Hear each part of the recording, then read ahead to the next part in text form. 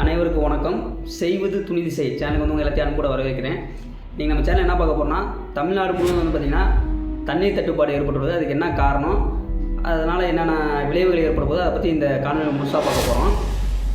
அதாவது ஒரு சில மாதங்களுக்கு முன்னாடி வந்து பார்த்திங்கன்னா ஐநா சபையில் வந்து ஒரு தீர்மானம் ஏற்படுறாங்க.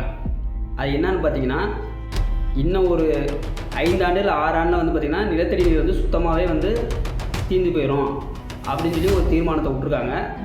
அந்த தீர்மானம் விட்ட அடுத்த ஒரு சில நாளே வந்து பார்த்திங்கன்னா ஒரு 3 நிறுவனம் இருக்குது. நெஸ்ட்லே, பிளாக் ராக்கு, பில்கேஸ்ட், இந்த 3 நிறுவனம் வந்து பார்த்திங்கன்னா அவங்க ஒரு தனி அறிவிக்கையை வந்து வெளியே விடுறாங்க. அது என்னன்னு பார்த்தீங்கன்னா, தண்ணீர் வந்து எங்களோட உரிமையில் தான், அதாவது எங்கள் கட்டுப்பாட்டில் தான் அடுத்து அந்த 5 ஆண்டுகளுக்கு அப்புறம் இயங்கும் அப்படின்னு சொல்லி அவங்க ஒரு அறிவிக்கை விட்டுருக்காங்க.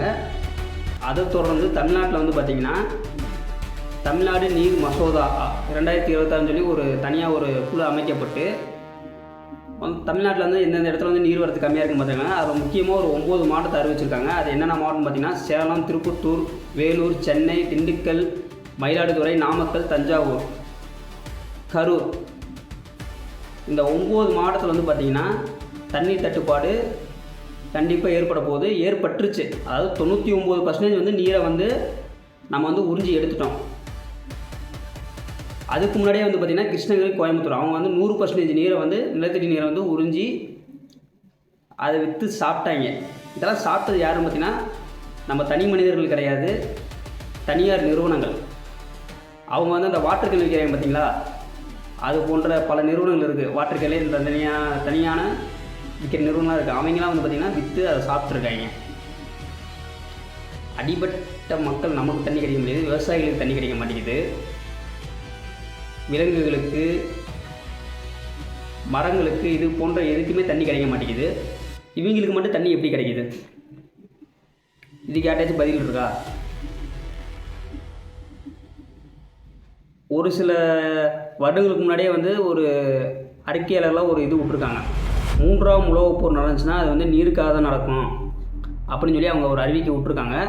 அந்த அறிவிக்கைக்கு ஏற்ற மாதிரியே வந்து பார்த்திங்கன்னா நடந்துகிட்ருக்கு. முக்கியமாக தமிழ்நாட்டில் வந்து அது நடந்துகிட்ருக்கு.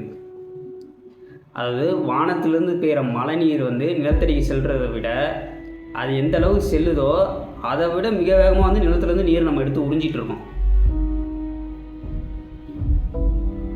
இது மாதிரியே போயிட்டு இருந்துச்சுன்னா பிற்கால சந்ததிகள் அவங்களுக்கு வந்து நீருங்கிற ஒரு இதே இருக்காது. நீர் இல்லைன்னா எதுவுமே இல்லை. நீரின்றி அமையாத உலகன்னு வள்ளுவர் வந்து அப்பயே சொல்லி வச்சுட்டு போயிருக்காரு. ஒரு மனிதன் வாழ அடிப்படை தேவை வந்து பார்த்திங்கன்னா நீர் தான். அப்படிப்பட்ட ஒன்றே இல்லாமல் நம்ம பண்ணிகிட்டு இருக்கோம்.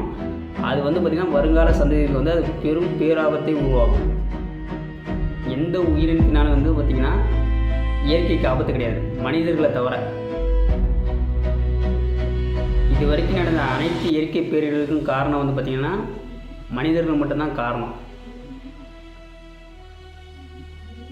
புத்தர் இதை பற்றி ஒரு தெளிவாக ஒன்று சொல்லியிருப்பார், இயற்கையை எப்படி பயன்படுத்தணும்னு. அதாவது ஒரு வண்டு வந்து ஒரு பூவில் போய் அழகாக எப்படி தேனை வலிக்காமல் உறிஞ்சி எடுத்துகிட்டு வருதோ அதுபோல் வந்து இயற்கையை பயன்படுத்தணும்னு வந்து புத்தர் அழகாக சொல்லியிருக்காரு. அதுபோல் தான் வந்து நம்ம வந்து பார்த்திங்கன்னா இயற்கை வளங்களை வந்து நம்ம பயன்படுத்தணும். இந்த பூமி தாய் வந்து நமக்கு என்ன தரல, எல்லாமே தந்துருக்கு. எல்லாம் தந்த அந்த பூமியை நம்ம என்ன அளவுக்கு போட்டு சித்திரவதை பண்ணுறோம். இந்த பூமி தாய் நமக்கு என்னென்ன தரல, எல்லா வளங்களும் நம்ம தந்துருக்கு. பெட்ரோலு, தங்கம், வைரம், மாணிக்கம், நிலக்கரி, இது போன்ற அனைத்து வகையான கனிம பொருளுமே நமக்கு வந்து இந்த பூமி தந்திருக்கு. அதாவது அந்த பூமி தாய் வந்து நமக்கு எல்லாமே தந்திருக்கு. மனிதனோட பேராசை தவிர இது எல்லாமே நமக்கு அந்த பூமி தாய் கொடுத்துருக்கு. இதே நமக்கு ஒரு தண்ணி தேவைன்னா வாட்டர் கேன்லையோ இல்லை காசு கொடுத்து எங்கேயோ வாங்கி குடிச்சுக்கிறோம். இதே ஒரு ஆடு, மாடு, கோழி, மான், சிங்கம், கரடி, புலி இதெல்லாம் தண்ணி தாகத்துக்கு எங்கே போகும்? இதெல்லாம் தண்ணீரமாக அழிஞ்சு போச்சுன்னா நம்மளும் செத்து போயிடுவோம். நம்ம இல்லைன்னா கூட இந்த பூமி இருக்கும். இந்த பூமியில் இருக்க உயிரினங்களும் உயிரோட வாழலாம். ஆனால் இந்த பூமியில் இருக்க மரம், செடி, கொடி, இந்த விலங்குகள்லாம் இல்லைன்னா, பறவைகள், விலங்குகள்லாம் இல்லைன்னு பார்த்தீங்கன்னா மனிதர்கள் வந்து நம்ம வாழ முடியாது. இதான் வந்து நிதர்சனமான உண்மை. என்றைக்குமே வந்து நீரை வந்து சிக்கனமாக செலவு பண்ணுங்கள். மழை பெய்யும் போது வந்து அந்த மழைநீரை சேகரித்து, அதாவது மழைநீரை சேகரித்து அதை வந்து சுத்தமான நீராக வடிகட்டி அதை வந்து நம்ம குடிநீராக பயன்படுத்திக்கலாம். இது மாதிரி நிறையா வழிகள் இருக்குது. இதெல்லாம் பயன்படுத்தி தண்ணீர் தட்டுப்பாடு உருவாகிறது நம்மளால தான். அதை வந்து எந்த அளவு கண்ட்ரோலாக நம்ம கொண்டு போக முடியுமோ அந்த அளவு கண்ட்ரோலாக கொண்டு போய் நம்ம வந்து நீரை சேகரித்து ஒரு ஒழுங்கான வாழ்க்கை முறையை வந்து நம்ம வாழ்வோம். வேப்ப மரம் இருக்குது. அந்த வேப்ப மரத்தில் வந்து வேப்பம் பழம் வரும். அந்த வேப்ப மரத்துலேருந்து அந்த விதை கீழே விழுந்துச்சுன்னா முளைக்காது. இந்த விதை வந்து முளைக்கவே முளைக்காது.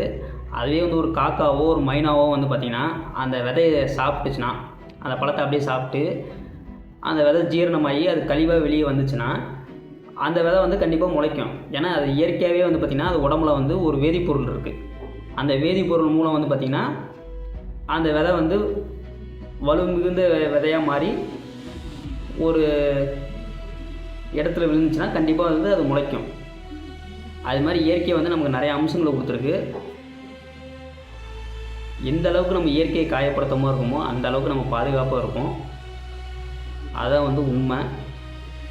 போதுங்கிற வாழ்க்கை தான் வந்து நிம்மதி. வேணுங்கிற வாழ்க்கை வந்து பார்த்திங்கன்னா நரகம்தான். இது உங்களுக்கு நரகம் வேணுமா இல்லை நிம்மதி வேணுமா அதை நீங்கள் தான் டிசைட் பண்ணணும். நன்றி, வணக்கம்.